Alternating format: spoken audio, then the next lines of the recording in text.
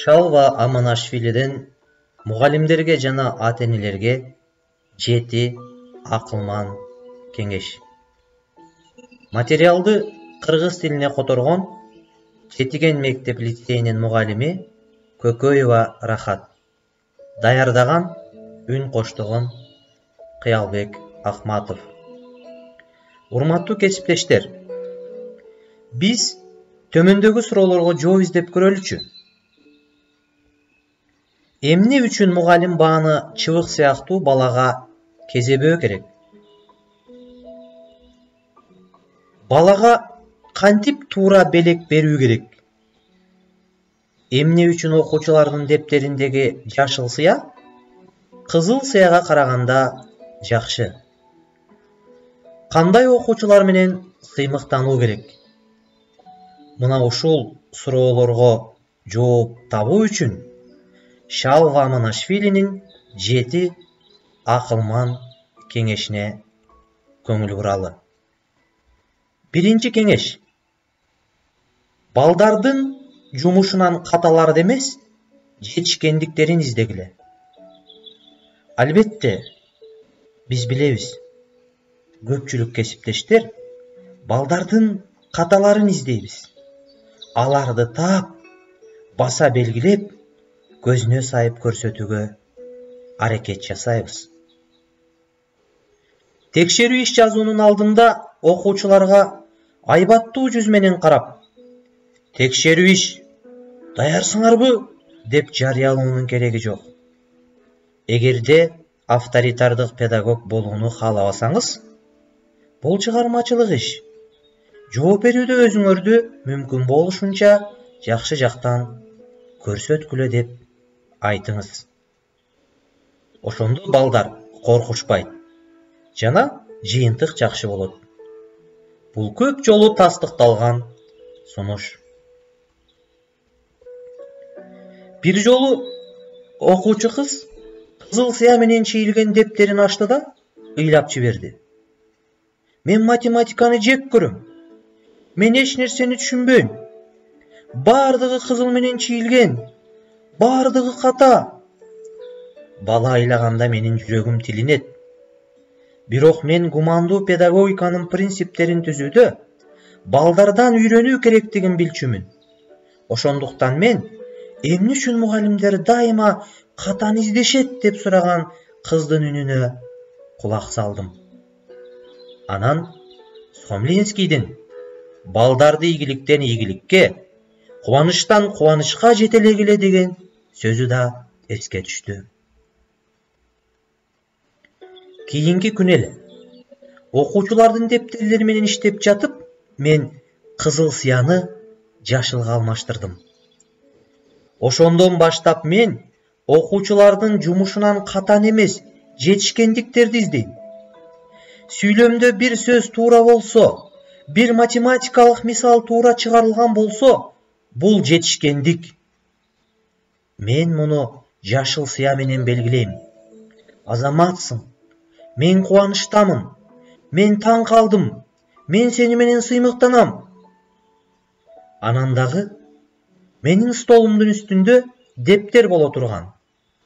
Анда мен кызыл сыя менен өзүмдүн каталарымды жазчумун. Себеби баланын катасы менин катам. Педагогикадагы шалаакылык. Мен биринчи өзүмдөгү катаны оңдоом керек. Ошол эле учурда балдарга ката кетирүү андан да жакшы болууга үйрөтөрүн түшүндүрчүмүн. Мына ошентип балдар кызыгуу менен каталарын оңдоону үйрөнүшчү. Ал эми менин жашыл сыям дүйнө жүзүн кыдырып жүрөт. Экинчи кеңеш. Сабакта ар бир окуучу менен жекече иште. Кийинки күnkү сабакка даярданып жатканда класстагы тетиги бала жөнүндө же тиги кыз жөнүндө ойлонгула. Ага кандай сөз айтса болот? Балдардын көзү жангыдай болсун. Сабакта суроону бүтүндөй класска бергиле. Жоопту ар бир баладан издегиле. Мугалимдин жумушу даректүү. Тилекке каршы көп мугалимдер сабакты бардыгы үчүн өтүшөт. Мындай кылган болбойт, кымбаттуу мугалимдер. Бир сабакта класста канча окуучу болсо, ошончо сабак болуш керек. Матрешканын ичинде матрешка болгондой. Бул искусство. Сиздер сөзсүз ага үйрөнөсүздөр, бирок заматта эмес. Сиздер бул искусствого ээ болуш үчүн 3 жыл, 5 жыл, 8 жыл кыйналасыздар. Эгерде бардыгы менен бир заматта эмес, ар бир бала менен жекече иштесеңиз, бул балдарга алардын миссиясын ачып берүүгө жардам берет. Бул дагы замат ишке ашчу нерсе эмес. Себеби чоңдордун көпчүлүгү өздөрүнүн жашоодогу миссиясын аныктай элек. Алмаштырбагыла. Миссия бул кесип эмес. Миссия бул жашоо образы. Мектепте, көчөдө, үй бүлөдө. Үчүнчү кеңеш. Бала бардыгын жасай алат. Болгон ага эч нерсе таңуулабагыла. Ар бир бала өзүндө жандын чексиз энергиясын алып жүрөт. Анын баш аягы жок. Ошондуктан чоңдор билүүсү керек, бала бардыгына жөндөмдүү. Болгону аны чектеген дене, материалдык негиз катары жана жан курал катары. Бирок сиздин денеңиз бул сиз деген ойду такыр жолотпоңуз. Анда жашоо жокко эсе деп эсептесеңиз болот. Баланы чоң жашоого даярдоо деген түшүнүк мааниси жок, абсурд. Сиз ойлойсуз, балага илимдин негизин берип жатам деп. Бирок эртең эле ал билимдин көпчүлүгү актуалдуу эмес болуп калат. Себеби алар тез өзгөрүп турат эмеспи? Мугалим билим берип жатканда ушундай нерсе болуш керек. Ал азыр да, 10 жылдан кийин да дайыма керек болгондой болсун. Суранам, балага бир нерсе жөнүндө өз оюңарды таңуулабагыла. Сунуштагыла. Эгерде мектепте кыйкырык менен, доомат менен, кыжырдануу менен билимди таңууласа, бала билимди өзүнө кабыл албашы мүмкүн. Андай кылуу сиз жасаган оор кылмыш болуп эсептелет. Эсиңерде болсун. Гумандуу педагогика балдар менен болгон ар бир жолугушууда акылмандуулукка, сезимдерин толук башкара алууга жолдойт. Биздин көйгөйлөрдү ыкмалар, стандарттар чечпейт. Эң башкысы, бул стандарттар кимде жана мугалим билим берип жатып, окуучуга кандай көз менен карайт. Маселе ушунда. Төртүнчү кеңеш. Жарык бергенди үйрөнгүлө. Мугалим бул жарык берүүчү. Ал эми окуучу бул жарык издеген жан. Балдардын билимге болгон чаңкоосу эбегейсиз. Алардын тынчсыз болуусу дүйнө таануу ыкмасы. Сабакты билим берүү процесси деп айтууга болобу? Албетте жок. Бул жерде Схомлинский ачкан мыйзамга кайрылсак болот. Руханий жалпылыксыз тарбиялоо мүмкүн эмес. Сиздин балдарыңыз менен руханий жалпылык барбы? Көбүнесе адамдар бири-бирине жылмайышат, кучакташышат, бирок ортосунда руханий жалпылык жок. Ишеним жана ачыктык сыяктуу эле. Сиздин сабак бала үчүн белек болуусу керек. Менде сен үчүн кызыктуу нерсе бар. Сен үчүн дагы. Сиздин сабагыңызда ар бирине бир нерсе тиешелүү болуш керек. Илимди педагогикадан издебегиле. Анда бир да объективдүү мыйзам жок. Сиздин эң жакшы илимиңиз окуучунун жанына барып, тизелеп олтуруп, класска жана ошол эле мезгилде ар бир окуучуга берилген суроого жоопту кулагыма шыбыра деп сурануу. Эгерде өзүңүздүн сабагыңыз учурунда өзүңүз окусаңыз, окуучуларыңыз алыска барат. Сөз берем. 5-чи кеңеш. Алсыз окуучулар менен кыймыктангыла. Адатта мугалимдер күчтүү окуучулары менен мактанганды жакшы көрүшөт. Эгерде бирөөгө классы кандай экенин айтып берүү керек болсо, сөзсүз күчтүүлөрдүн жетишкендиктерин, аттарын аташат. Бирок ошол жетишкен окуучуну күчтүү кылган начар окуучу менен сыймыктануу керек. Көйгөй ачылган жерде сиздин жардамыңыз керек. Жалкоо окуучуну, бейкапар, шыктанбаган окуучуну сактап калыңыз. Бул сиздин күчүңүздүн сыноосу. 6-чы кеңеш. Баланы баа үчүн күрөшкө тартпаганга үйрөнгүлө. Менсиз деле эң жакшы билесиздер. Мектеп баалары баланын инсандыгын аныктабайт.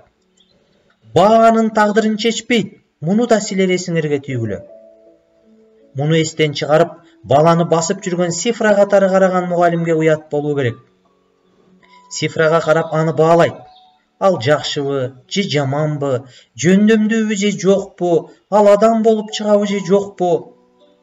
Жылдар өтөт. Анан жашоо өзү көрсөтөт.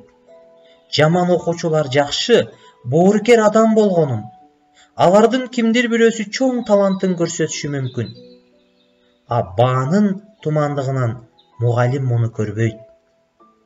Көңүл бургулачы. Бардык жакшы нерсе элдик чыгармачылыкта чагылдырылат. Акындардын, композиторлордун, сүрөтчүлөрдүн чыгармачылыгында. Бирок эл да, композиторлор да же художниктер баа менен шыктанган эмес. Текшерүү иш жана экзамендер жөнүндө негедир ырларда бир да сап жазылган эмес. Мамлекеттик экзамен жөнүндө мактаган оодалар жазылган эмес. Жок дегенде кичинекей обон да жок. Баа үчүн күрөш жалганга, кууланууга, карама каршылыкка, жаңжалга, мектеп турмушунун төмөндөшүнө алып келет.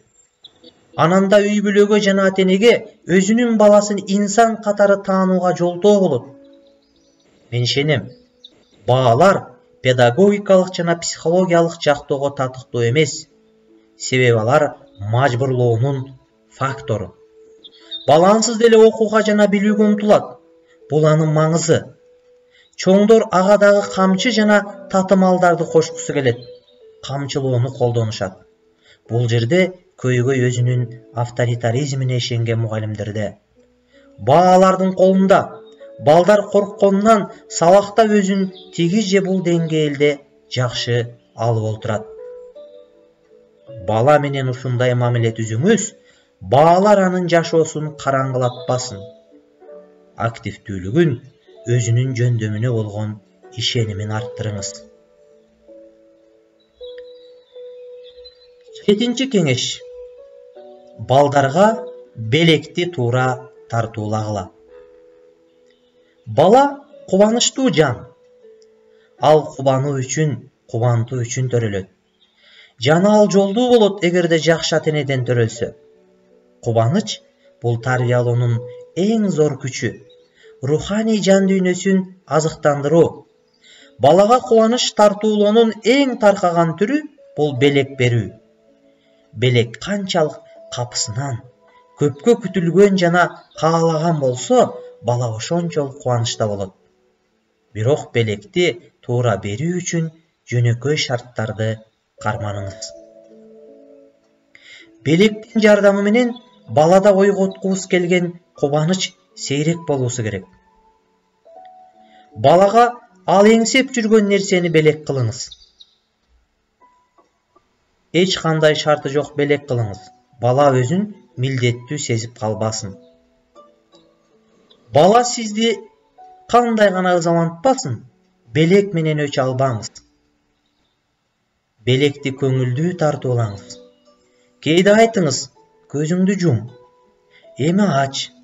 Кээде белекти жаздыктын астына же керебеттин жанындагы тумбочкага коюп коюңуз. Бала эрте менен ойгонгондо таап алгыдай болсун. Белекке бала менен бирге кубаныңыз. Эгерде бала сизге белек берсе, болгондо да өз колу менен жасаган болсо, көпкө чейин бул жөнүндө эстеп кубаныңыз. Бала сиз анын белегин кандай сактап жана кубанганыңызды байкайт. Мына урматтуу кесиптештер, Шалва Манашвилинин ошол жети кеңеши бала тарбиялоодо, билим берүүдө бизге жол көрсөткүч, компас болот деп айтсак болот. Көңүл бурганыңыздар үчүн ыраазычылык билдирем.